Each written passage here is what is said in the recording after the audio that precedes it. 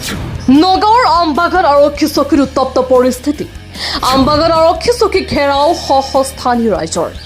গৰু চুৰি কেন্দ্ৰ কৰি সৃষ্টি হয় উত্তপ্ত পৰিস্থিতিৰ। আমবাগানৰ তিলিমণিত 13টাকৈ চোৰাং গৰু সৰবৰাহ কৰা এখন বলেৰো বাহন জব্দ কৰি স্থানীয় ৰাইজে আৰক্ষীক গতাই দিয়াৰ পাছতে আৰক্ষী চকীত সৃষ্টি হয় উত্তপ্ত পৰিস্থিতি। আমবাগান আৰক্ষীয়ে গৰু চোৰক ৰক্ষণাবেক্ষণ দিয়াৰ অভিযোগ উত্তপ্ত ৰাইজৰ। গাঁৱত হেৰাইছে আজি 15 দিন হৈছে। আজি প্ৰমাণ দিছো ছাৰহঁতে এতিয়ালৈকে একো কৰা নাই, একশ্যন লোৱা নাই। এতিয়া আমাৰ মোৰ একশ্যন লাগে। ছাৰহঁতে মানে কৈ থাকে এইবিলাক এনেই বহুত মিছা কথা কৈ থাকে। আমাৰ এতিয়া ৰাইজে বিচাৰ কৰিম আমি। এতিয়া ৰাইজৰ মন বিচাৰটো লাগে। আমি এইবিলাক আৰক্ষীৰ হাতত বিচাৰ নাচাও। এইটোৱে আমাৰ প্ৰমাণ। মোৰ 3টা গৰু হেৰাইছে, এতিয়ালৈকে মই পোৱা নাই। আজি 3 দিন হৈছে গৰুখিনি এতিয়ালৈকে পোৱা নাই। মোৰ গৰুখিনি লাগিব। মই বহুত দুখীয়া মানুহ, মই কষ্টছে পালিছো গৰুখিনি। আমি কিন্তু আৰক্ষীৰ হাতত নিদিওঁ, মোৰ ৰাইজৰ হাতত লাগিব বিচাৰটো। আৰক্ষীয়ে এৰি দিয়ে। জকলাবন্ধাৰ কলিয়াবৰত টকা লৈছে, টকা লৈ এৰি দিছে কলিয়াবৰ থানাত। সেইটো পইচা লৈ এইটো গাড়ী এৰি দিছে। তাৰপিছত আমি এতিয়া তিলমণিত জব্দ কৰিছো গাড়ী। এতিয়া আমাৰ সেইটো প্ৰমাণ লাগে। আমাৰ সব প্ৰমাণ আছে। এতিয়া আমি এৰি নিদিওঁ। আমাৰ সব ৰাইজৰ বিচাৰ লাগে। সেইটো মই কৈ কালি ৰাতি কি হ'ল, আমি আমাৰ গাঁৱৰ ল'ৰাবিলাকে ৰাইজে পহৰা দি আছিলে। গাঁওৰক্ষী বাহিনীৰ লগত পহৰা দি আছিলে। আমি যোৱা 4 দিন ধৰি আমাৰ গাঁৱৰ মানুহৰ টোপনি নাই। এই কাৰণে নাই, আজি যদি এইটো ঘৰত 3টা, পৰহি সেইটো একেটা 2টা 3টা গাঁৱত মানে এইটো মূৰৰ পৰা আজি লৈ গৈছে, কাইলে সেইটো মূৰৰ পৰা লৈ গৈছে। ঠিক তেনেকে 3-4 দিন ধৰি চলি আছে। চুৰি কাৰ্য লাষ্ট 3-4 মাহ ধৰি একদম পুৰা চলি আছে। লাষ্ট 4 দিন ধৰি মানে আমাৰ একেটা গাঁৱত টাৰ্গেট কৰি সদায় মানে একেটা 2টা গাঁৱতেই তেখেতে চুৰি কৰি আছে। গতিকে কাইলে কি হ'ল, কাইলে আমাৰ গাঁওৰক্ষী বাহিনীৰ লগত আমাৰ ল'ৰাবিলাকে যেতিয়া পহৰা দি আছিলে, ঠিক তেনে অৱস্থাত আমাৰ কাইলে 4টা ঘৰৰ পৰা 8টা গৰু উঠাইছে। উঠোৱাৰ পিছত আমি গোটেইকেইটা আমি জব্দ কৰিছো।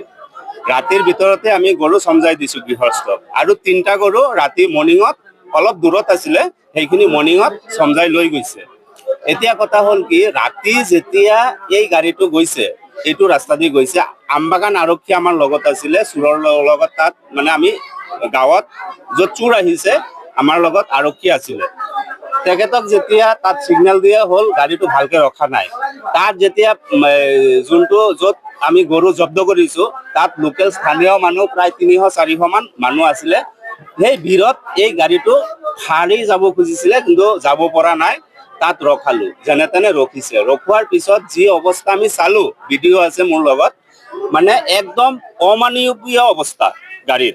13টা গাড়ী, কেমেৰাটো ইফালে চালে গম পাব। এই সৰু এটা গাড়ী দিয়াই 13টা গাড়ী উঠাই লৈ আহি 13টা গৰু উঠাই লৈ আহিছে। উঠাই অনাৰ পিছত যেতিয়া ইহঁতক আমি ৰখোৱাৰ পিছত আমি তদন্ত কৰি চালো, তেখেতে কৈছে, সেইটো ভিডিঅ' ফুটেজ আমাৰ লগত আছে, কলিয়াবৰ থানাই তেখেতে পইচা দি থৈ আহিছে। যে মই সুধিলো যে তুমি কোন থানাত পইচা দিছা, ক'ৰ পৰা আহি আছা? কৈছে আমি জাগনৰ পৰা আহি আছো, কলিয়াবৰ থানাতো আমি টকা 500 দি থৈ আহিছো। আমবাগানত দিছা নেকি? নাই, আমবাগানত দিয়া নাই। আমবাগানৰ আৰক্ষী আমাৰ লগতে আছিলে। আমবাগানৰ আৰক্ষী আমাৰ লগত এই 2-3 দিন ধৰি পুৰা তেখেতে আমাৰ লগত পেট্ৰলিং কৰি আছে, চাথ দি আছে। গতিকে এই আমাৰ সন্দেহ হৈছে তেতিয়া, যিহেতু তেখেতে কলিয়াবৰত পইচা দি থৈ আহিছে, নিশ্চয় চোৰৰ গৰু হ'ব, নহ'লে পইচা আমি কিয় দিম? যদি মোৰ যোৱাকালি আমাৰ গাঁৱতে পহৰা মাৰি আছে আমাৰ গাঁৱৰ মানুহে, দলে বলে 30-35 জন মানুহে। আজি 3-4 মাহ ধৰি মানে গৰু চুৰি হৈ আছে, আমি ধৰিব পৰা নাই। গতিকে আমি গাঁৱৰ মানুহে দলে বলে আমি পহৰা মাৰি আছো। পহৰা মাৰি থাকোতে কালি গাড়ীটো ধৰা পৰিলে, আৰু আমাৰ গাঁৱতে 3টা গৰু ধৰা পৰিছে।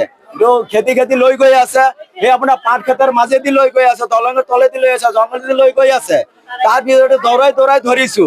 ধৰাৰ পিছত আৰু এখন গাড়ী দেখি পালো, এইটো চোৰৰে গাড়ী, দৌৰাই আছে গাড়ীত উঠাবৰ কাৰণে।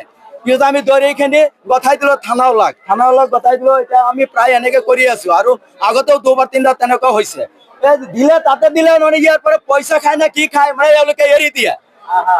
আমাৰ অসমৰ মানুহে এই বলত পাইছে নেকি, বোকা পাইছে নেকি? পুৰা যে পুলিচ এৰি দিয়া। আমাৰ হিমন্ত বিশ্ব শৰ্মাই তো আগৰ পৰাই মানা কৰিছে যে গাড়ীত গৰু উঠাব নোৱাৰে, এতিয়া উঠাই আছে, নি আছে, তেওঁলোক বেপাৰ চলাই আছে, কলৈকে কৈ লৈ গৈ আছে আমি নাজানো। ভিডিঅ' জাৰ্নেলিষ্ট মৃণালৰ সহযোগত নগাঁৱৰ পৰা বিভূতি বৰাৰ প্ৰতিবেদন, সুহানা লাইভ।